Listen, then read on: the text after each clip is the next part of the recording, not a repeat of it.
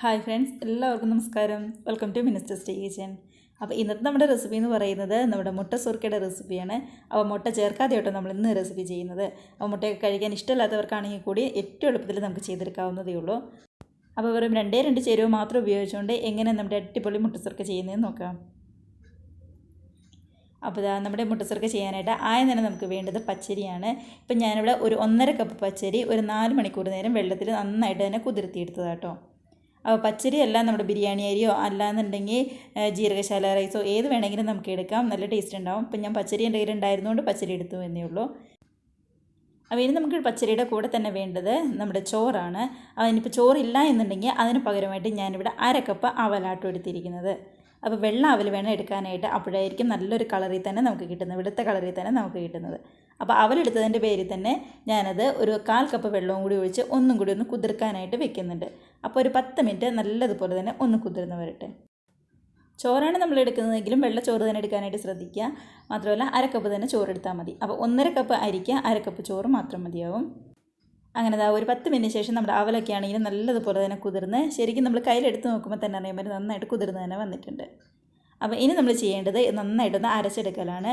അപ്പോൾ കഴുകി വെച്ചിരിക്കുന്ന അരി വെള്ളമൊക്കെ കളഞ്ഞിട്ട് ഒരു മിക്സിയുടെ ജാറിലേക്ക് മാറ്റി കൊടുത്തിട്ടുണ്ട്. കൂടെ തന്നെ നമ്മുടെ അവലും കൂടി നമ്മുടെ ഈ മിക്സിയുടെ ജാറിലേക്ക് നമ്മൾ ചേർത്ത് കൊടുക്കുകയാണ്. ഇനി ഇത് അരയ്ക്കാൻ ആവശ്യത്തിനുള്ള വെള്ളവും കൂടി ഒഴിച്ച് കൊടുക്കാം. അതായത് നമ്മുടെ അവലിനും അരിക്കും ഒപ്പത്തിന് വേണം വെള്ളം നിൽക്കാനായിട്ട്, കൂടുതലും ആയി പോകരുത്, കുറഞ്ഞും പോകരുത്.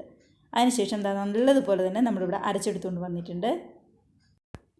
നമ്മൾ മാവ് അരച്ചെടുക്കുമ്പോൾ ഒരുപാട് അങ്ങ് ഫൈൻ പേസ്റ്റ് പോലെ ആവാതെ ഇതേപോലെ ചെറിയൊരു തരിതരിപ്പോട് കൂടിയിട്ട് വേണം നമ്മളൊന്ന് അരച്ചെടുക്കാനായിട്ട്. അപ്പോൾ നമ്മുടെ വെള്ളമൊക്കെ ആണെങ്കിലും ഒരുപാടൊന്നും കൂടാതെ ശരിക്കും നമ്മുടെ ദോശയുടെ ആ ഒരു പരുവമൊക്കെ ഇല്ലേ, ഇഡ്ഡലി മാവിൻ്റെ ആ ഒരു പരുവത്തിൽ നമ്മളിങ്ങ് അരച്ചെടുത്തുകൊണ്ട് വന്നാൽ മാത്രം മതി. അതിനുശേഷം അതൊരു ബൗളിലേക്ക് മാറ്റി കൊടുത്തിട്ടുണ്ട്. ഇനി ഇതിനകത്തേക്ക് ഒരു 1/2 ടീസ്പൂൺ ഉപ്പും കൂടി ചേർത്ത് ഒന്നും കൂടി ഒന്ന് മിക്സാക്കി കഴിഞ്ഞാൽ നമ്മുടെ മാവ് ഇവിടെ റെഡി ആയിട്ടുണ്ട്.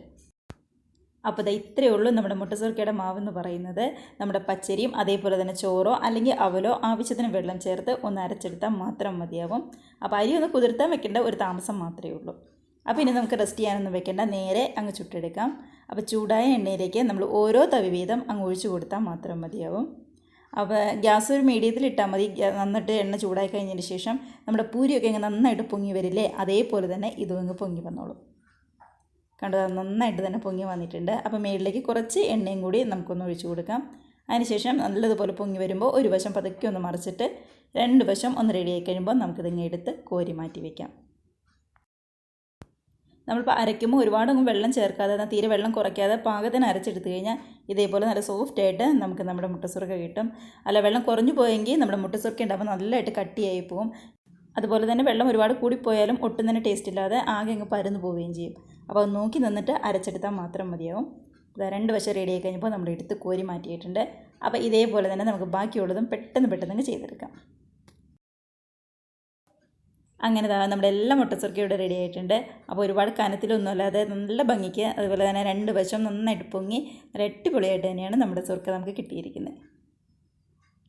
അപ്പോൾ ഇതിനകത്ത് നമ്മളിപ്പോൾ മുട്ട ചേർത്തിട്ടില്ല. ഇനി മുട്ട ചേർക്കണമെന്ന് ആഗ്രഹമുള്ളവർക്ക് നമ്മൾ അരി അരയ്ക്കാൻ നേരത്ത് ഒരു മുട്ട അങ്ങ് പൊട്ടിച്ച് ചേർത്ത് ഒന്ന് അരച്ചെടുത്താൽ മാത്രം മതിയാവും. അപ്പോൾ വെള്ളത്തിൻ്റെ അളവ് കറക്റ്റായിട്ടൊന്ന് നോക്കിയും കൂടി വേണം കേട്ടോ. അപ്പോൾ ഇതിൻ്റെ ഉള്ളാണെങ്കിലും നന്നായിട്ട് തന്നെ വന്നിട്ടുണ്ട്. അപ്പോൾ അത് നമുക്കൊന്ന് നോക്കാവേ എങ്ങനെയാണ്. കണ്ടോ, ശരിക്കും പൊങ്ങി, അതേപോലെ തന്നെ നല്ല ആരെടുത്ത് നമ്മുടെ കലത്തപ്പൊക്കെ നല്ലപോലെ ആരെടുത്ത് വരില്ലേ, അതേപോലെ തന്നെയാണ് നമുക്കിതും കിട്ടിയിരിക്കുന്നത്. അപ്പോൾ എല്ലാവരും ട്രൈ ചെയ്ത് നോക്കി മറക്കാതെ കമൻസൊക്കെ അറിയിക്കുക. കൂടെ തന്നെ നമ്മുടെ റെസിപ്പി നിങ്ങൾക്ക് ഇഷ്ടമായിട്ടുണ്ടെങ്കിൽ ഒന്ന് ലൈക്ക് അടിച്ച് മറ്റുള്ളവരിലേക്ക് കൂടി ഒന്ന് ഷെയർ കൂടി ചെയ്യാനായിട്ട് മറന്നു പോകരുത്. അതേപോലെ തന്നെ ആദ്യമായിട്ടാണ് നമ്മുടെ ചാനൽ ആരെങ്കിലും കാണുന്നതെങ്കിൽ ഇതുവരെ സബ്സ്ക്രൈബ് ചെയ്യാത്തവരാണെങ്കിൽ പ്ലീസ് ഒന്ന് സബ്സ്ക്രൈബ് ചെയ്തും കൂടി സപ്പോർട്ട് ചെയ്യുക. അപ്പോൾ നമുക്ക് ഇതേപോലുള്ള അടിപൊളി വീഡിയോസിൻ്റെ റെസിപ്പീസൊക്കെ ആയിട്ട് വീണ്ടും കാണാം. അതുവരെ എല്ലാവരും നല്ല ഹാപ്പി ആയിട്ട് ഹെൽത്തി ആയിട്ടിരിക്കുക. ബൈ.